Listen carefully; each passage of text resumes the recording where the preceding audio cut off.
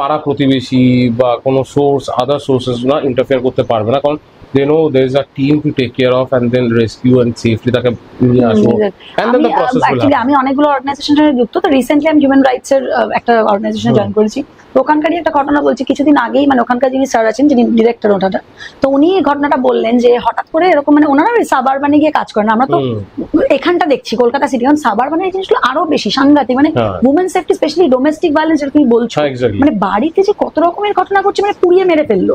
এই রিসেন্টলি ঘটনা শুনলাম যে একটু সাবারবানে হয়েছে, তো স্যারকে তখনই উনি আমাকে বললেন, গল্প করলেন যে আমাকে এক্ষুনি চলে যেতে হলো, এবং ওনাদের একটা টিম আছে যারা কাজ করে, তো একটা স্ট্রং টিম দরকার যে ঘটনাটা শোনার পরেই ইমিডিয়েটলি রেস্কিউতে যাবে।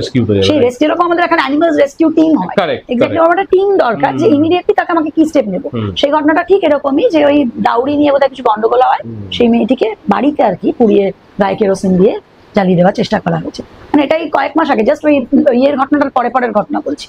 এই জিনিসগুলো তো আরো বেশি করে ভিলেজে সাবারবানে আমরা দেখি, আরো বেশি হয়, কারণ তাদের কাছে কিন্তু অপশন নেই। আজকে আমাদের সিটিতে যারা বিলং করে বা আরবান এরিয়াতে যারা বিলং করে, তাদের কাছে কিন্তু পুলিশে ফোন করা বা একটা বন্ধুকে ফোন করে দিল বা কাউকে ফোন করে দিল, একটা হেল্প পেয়ে যায়। কিন্তু একটা রুরাল এরিয়াতে এই জিনিসটা ওরা জানে না কাকে ফোন করতে হবে, কার কাছে রিচ আউট করতে হবে। যতক্ষণে যাবে ততক্ষণে অলরেডি কিছু করার নেই।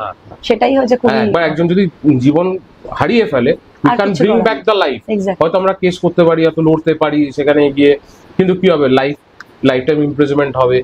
ঠিক আছে, আমাদের এখানে তো ফাঁসি তো দুম করে দিয়ে দেয় না, লাইফ টাইম ইমপ্রিজনমেন্টই ম্যাক্সিমাম। ফাঁসিটা তো এখন ক্যাপিটাল পানিশমেন্ট বন্ধই হয়ে গেছে, তো খুবই রেয়ারলি হয়। আর আমাদেরও